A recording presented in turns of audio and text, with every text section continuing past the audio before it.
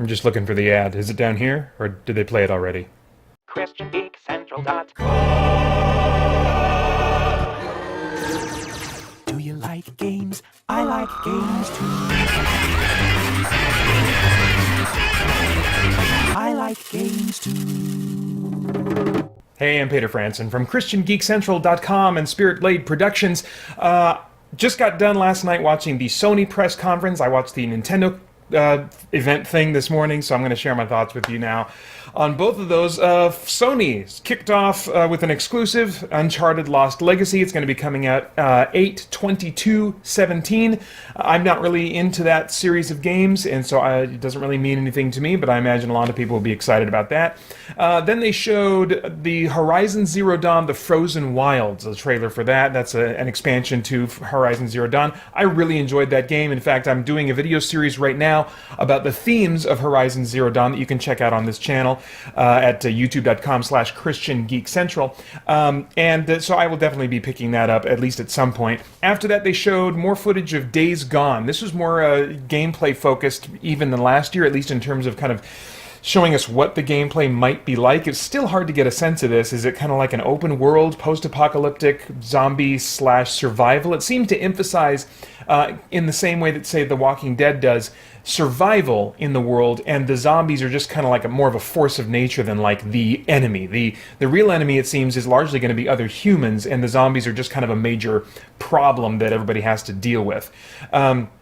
This is another exclusive for PlayStation 4, and I like the way that it's looking. If it's an open world kind of like survival type thing, I'm not particularly into zombies, but you know, I can imagine really enjoying this kind of gameplay if that's what it is. There did seem to be a lot of button prompts, like quick time event type things, and I'm not really into those. So we'll see if that kind of changes as the game, you know, continues development. There was also like some hiding in the bushes, you know, as a guy passes by, and then you throw rocks to distract them or send them off to your trap, and I just suddenly got a little bit of a vibe of, you know, Horizon Zero Dawn, you know. So, but maybe a lot of games are using those kinds of devices, and I've just happened to play Horizon Zero Dawn recently. But anyway, if it's anything like those kinds of open world, kind of like gathering, crafting, you know, kinds of games, I'll probably be into it. This was an interesting conference. There was just game after game after game. It seemed to be very similar to what Bethesda did. I mean, like the main dude, I can't even remember his name now, the main executive who runs the show, came out, I think, just twice. And other than that, it was just showing trailer after trailer. And I wonder if this seeming trend has anything to do with the fact that this is the first time at E3 that they are allowing just normal folk and not media or press people to come to the event. Now, the press events were still limited to media and press, as I understand. But like the show floor and stuff, normal people are able to buy tickets to that. So I'm wondering if there's any connection to this kind of approach for these press events and the fact that they're allowing just kind of normal people off the streets to buy tickets and come into the show floor. I don't know. But anyway, I'm probably going to have to be digging around a lot more on videos that are recorded on the show floor with various media outlets that show gameplay and get into what these games are, to find out what they are. Because normally in the past they would show a little bit more, I feel like, about what gameplay is and explain gameplay a little bit more during these press conferences. But more and more with all these press events that are going out from these big companies, there's very little of that. They're just kind of showing game trailers. So that's an interesting approach. They did try to kind of like still, I don't know, class it up, make it artsy and interesting with like a waterfall thing at the beginning of Sony's conference. And then later on during the Days Gone thing, they showed that they had like Cirque du Soleil zombie performers like hanging from ropes and timing with the activity on the game footage. They started squirming around and stuff. It was really weird.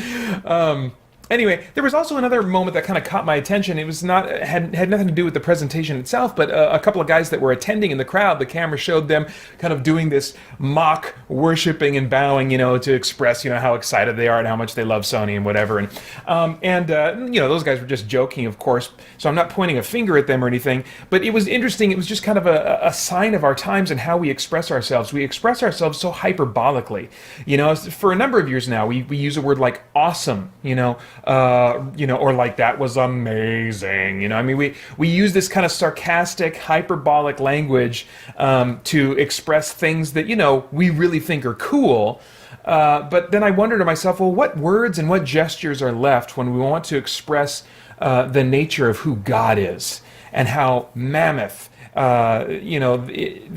have the mammoth-sized thoughts that we have to try and cram into our heads as we contemplate who He is, what He's done for us. Do we have any gestures? Do we have any language left?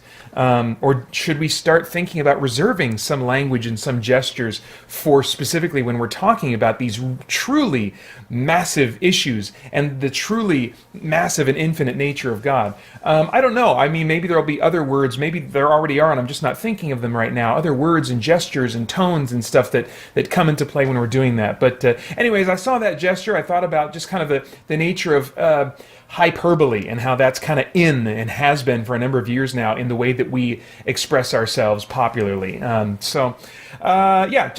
give me a moment to give me pause. But again, like, I'm not pointing fingers at those guys. I thought it was kind of funny, and I hope they're having a great E3. There was a kind of a neat moment of transparency from the main dude. Dang it, I could have told you his name 30 minutes ago.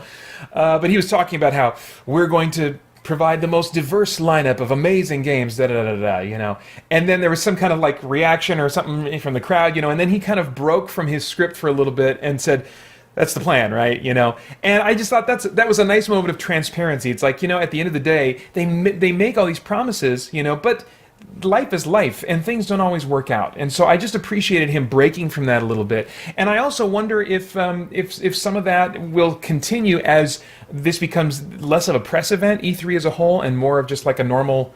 What expression should I use? Normal people? What are we? Are we civilians? No, I think press are still civilians.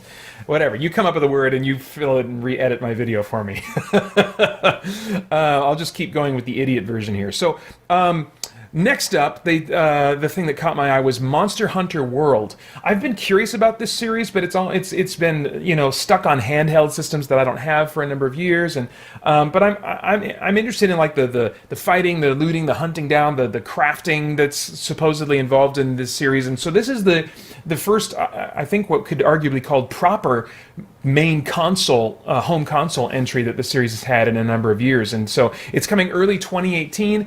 I'm interested in, based on what I've seen of the series in the past, but in this trailer the monsters all kind of look like just mutated dinosaurs, and I just got done playing Horizon Zero Dawn, so like the idea of hunting things that kind of look like dinosaurs isn't as appealing to me right now.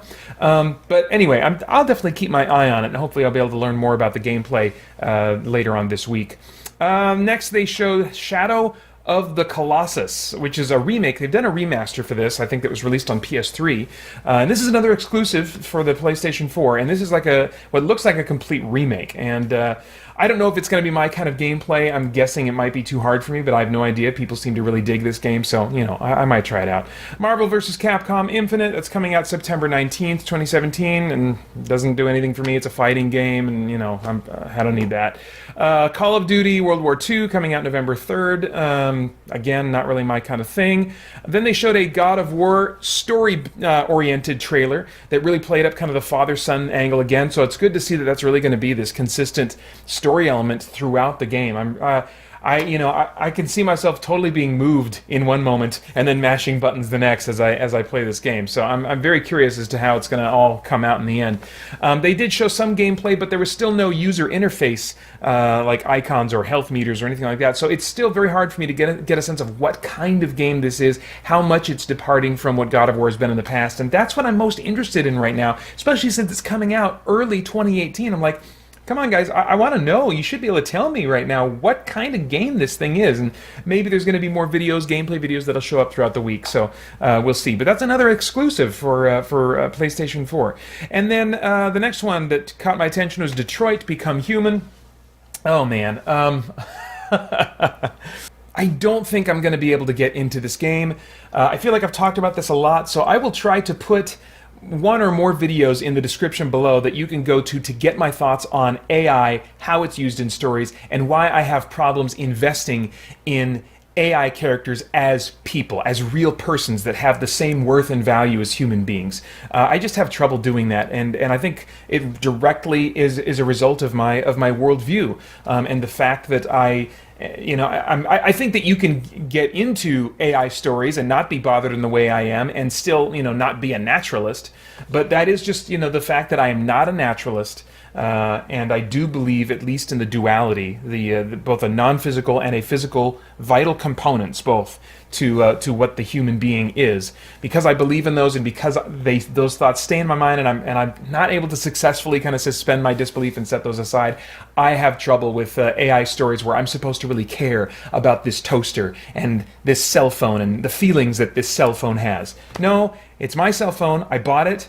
Or if I was the guy who invented it and made it, I would say, I made you, cell phone. You are mine. You don't get to go and be a person, okay? I made you.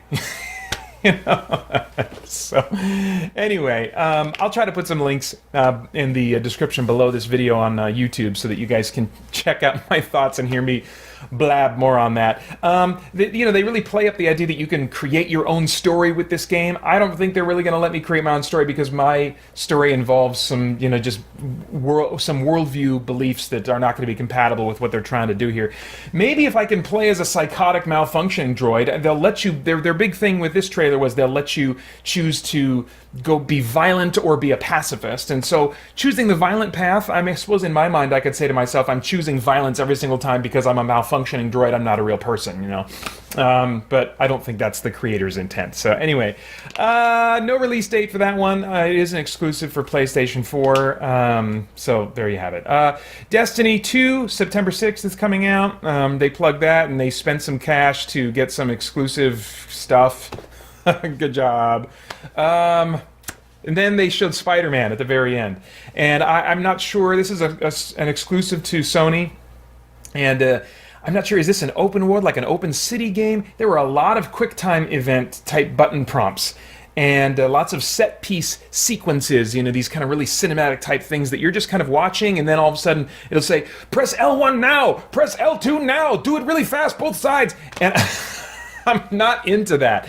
That really just makes me feel like less like I am controlling the character and more like I'm just trying to do this little puzzle game really fast in order to advance the video sequence that I'm being shown. I don't feel with those QTE type button prompt things that I am actually in the action. I feel like I'm watching it, and then if I want to keep watching it, got to do this button press in the right sequence at the right time, fast enough, So that's not fun to me. That was kind of disappointing, honestly. I was hoping for more of just an open world, open city type Spider-Man game.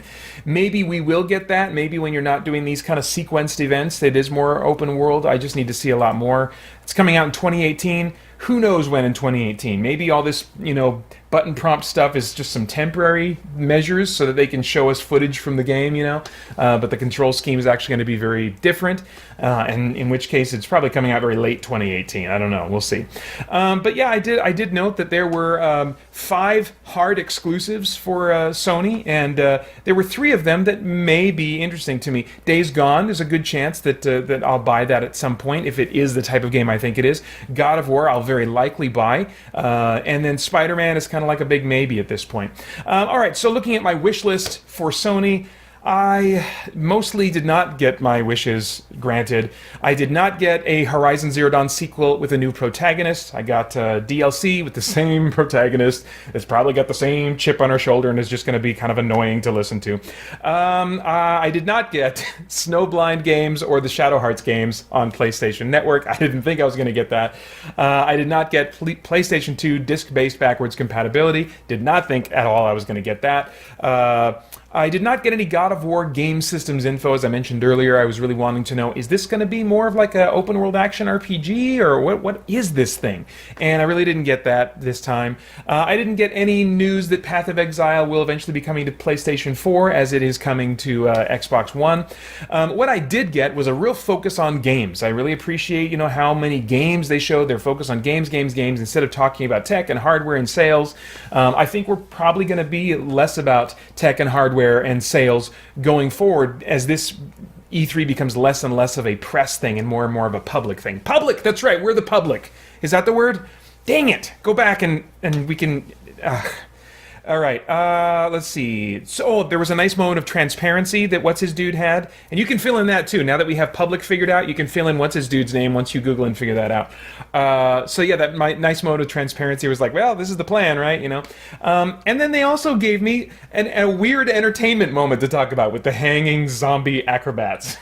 What the crap? So, anyway, yeah, not a bad show. Didn't give me a lot of things I wanted. Retrospectively, I wish they would have showed Dragon Quest XI and an announcement that was going to be released in the U.S. But I held out hope after that. I was like, well, maybe Nintendo will show that. That would be really cool to announce the Dragon Quest XI coming to the West. So, what did I think of Nintendo? Well, this was an interesting little kind of like video thing. It's like their Nintendo Direct pre-edited thing, not a live event, and they put it out. And Reggie Fils-Aimé comes out. I remember his name. Why don't I remember the other dude's name? And he comes out, and it felt like, to me, you watch it, and let me know what you think, because maybe you have a very different impression from me. But it reminded me of like clips of like these new age self-help type videos that you would see in like I want to say like the 90s maybe, or like if you've ever seen this is a really like deep cut reference, but like Carl Sagan's thing where he's sitting on a rock or something like that, and the waves of the ocean are in the background, and he's like, the cosmos is all that ever is and ever was and ever will be. And he's a naturalist, obviously, but anyway, it felt like some kind of weird pseudo spiritual type thing. He comes out and he's like, the game is fun, the game is a battle. It was this weird scripted kind of thing. If it's not fun, why bother? If it's not a battle, where's the fun? Which I'm like, I don't know, a lot of people like puzzle games. And he's talking about how the game is a journey, a passport to new worlds. And then at the end of that segment, he says, close your focus and open your mind. What the crap? And then later on in the whole video thing, he says that video gaming itself, he says, if gaming is a journey, then its destination is blah, blah, blah, E3, blah, blah, blah. And I'm like, gaming is a journey? I understand that like one particular game that's about a quest would be, a journey, but how is gaming itself as a hobby, how is that a journey? So it seemed to be, I don't know how serious they were with this. I really doubt they were. I think they were just trying to do something interesting and artistic and stuff. But the content itself, could arguably be giving weight to video gaming as a hobby that video gaming as a hobby should not have. We should not be looking to video games for these kind of like weighty and significant experiences with kind of a spiritual vibe and stuff like that. That's not to say that God cannot use or Satan cannot use video games to communicate ideas that have a spiritual impact on us. So that's not to rule them out in that way, but I don't think that they're like the go-to place, and by their very nature, this is what they are, is these kind of like spiritually attuned experiences. I don't know. It was more of a vibe that I got from it than really something that felt strongly put out there by the content itself. But I would encourage you to just check it out and see what your impression is, and then let me know in the comments. All right, so Xenoblade Chronicles 2 is coming out holiday 2017. This also had some interesting kind of spiritual ideas being attached to it that they're at least playing around with, if not like overtly stating. And that's actually very common in Japanese RPGs, and I think you see it in some anime as well, where they're just kind of playing around with these ideas. And it's like, well, is there a message here that you're really trying to be intentional about, or are you just playing around on a academic level, that really isn't trying to say anything, and therefore, isn't that profound? That I don't know, it's very postmodern, maybe. I don't know what the intent is there, but they say that the voiceover says everyone in the world used to live in the world tree, which is also known as paradise, which is also called Elysium, and that's actually from ancient Greek religion and philosophy. It's like the pleasurable afterlife of Greek tradition. And everyone used to live in Elysium with their divine father, the architect. And so it's, definitely they're playing around with some kind of like spiritual ideas. But again, that's very common in JRPGs. May not necessarily be doing anything really overt, but we'll see. As far as like for my gaming tastes, hey, it's a Japanese action RPG. Great, good job, Nintendo. That's one.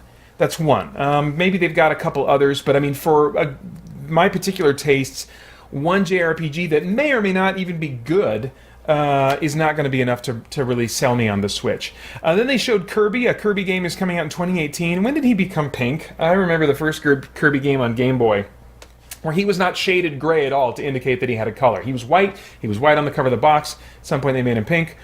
Whatever, I don't know. I'm not a Kirby fan anyway, so why am I complaining? There was a nice moment in where a developer came out and just talked about when he found out that the Switch was a big success. He said, "I was so relieved."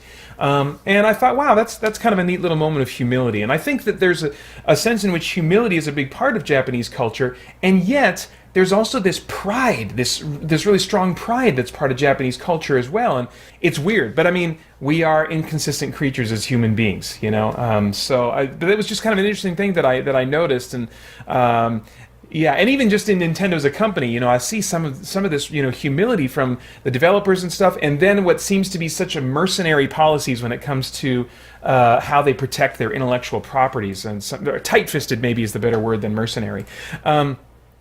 Anyway, but I did appreciate that moment there. There's a new core Pokemon RPG title in development. It may not release for more than a year, but I think they wanted to put that out there. I think they probably knew that fans wanted that, and they wanted to let fans know as early as possible, yes, we are committing to this, we have heard you. Likewise, Metroid Prime 4 is in development, another thing that fans, I think, have really wanted, and so I think that was probably good news for a lot of Nintendo fans. And then there's a Yoshi game that's coming out in 2018. It's kind of a sequel to Woolly Yarn or whatever the crap. I think my boys would really like this game, and when I saw that, I was like, yeah, if there was going to be a reason for me to buy a Switch, that would probably be it, to get it for my boys. And then just as a bonus, maybe now and then I would buy a game for myself that I can play when they're in bed. So yeah, but that looked like, kind of cool. Then there's Fire Emblem Warriors. That's another kind of like, I don't know if that's the Fire Emblem series is like a strategy, tactical kind of RPG thing, I think. I'm not sure what this thing is experience exactly is going to be.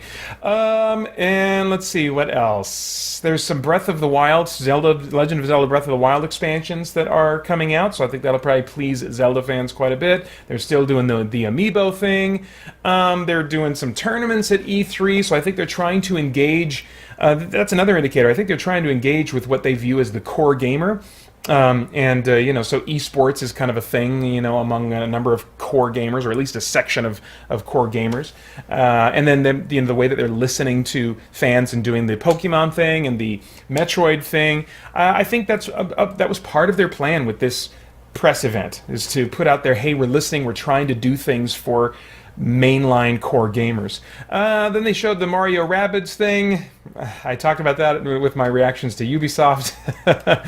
And let's see, Rocket League is coming to Switch. Holiday 2017. It's going to have all the features, cross-platform play, so you can play with players that are playing on PC or PS4 or whatever. And then it's also going to have some exclusives for Switch owners only. And then lastly, they finished up showing a trailer and gameplay footage from Super Mario Odyssey. That's coming out October 27th. And so I'm like, wow, it must be the show floor where they're showing more of the nuts and bolts of this kind of game. It has to be. So again, I felt like Nintendo was going this route of largely showing games and not kind of talking about the mechanisms of the games. They would have guys come out and say things, but it wasn't really about like, this is, how this game works. It wasn't that kind of talk. Let's look at my wish list now. I did not get any indication of a change in their tight-fisted YouTube policies, although they get a little bit of credit if you didn't see any ads with this video. I didn't get Zelda Maker. I still think that would be an awesome idea after Super Mario Maker. Didn't get that. Didn't get anything about the eShop, anything about like retro Nintendo games that are going to be available through the Virtual Console in the future or through their eShop. Like, what? Come on. What is going on, guys? That's like a gold mine for you.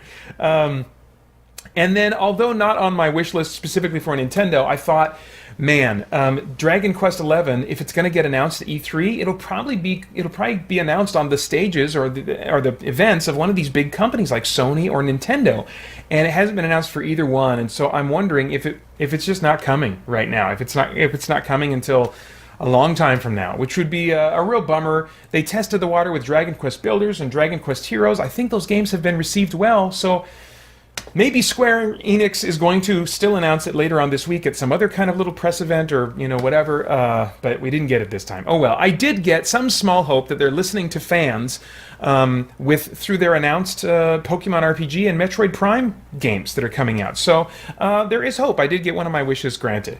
Anyway, that's it for my thoughts on both Sony and Nintendo. Stay tuned for more gaming content coming tomorrow and Thursday, and then Friday I'll wrap up my thoughts on E3 as a whole, and I'll share my hidden gems of E3 that you may have missed. Also, I'm doing a video game live stream where I'm going to be playing through my backlog of games and hopefully burning off some of the excitement that I build up as I check out games at E3. That's going to be from 4 to 10 p.m. on Friday, June 23rd. So it's the Friday after E3, after the week of E3.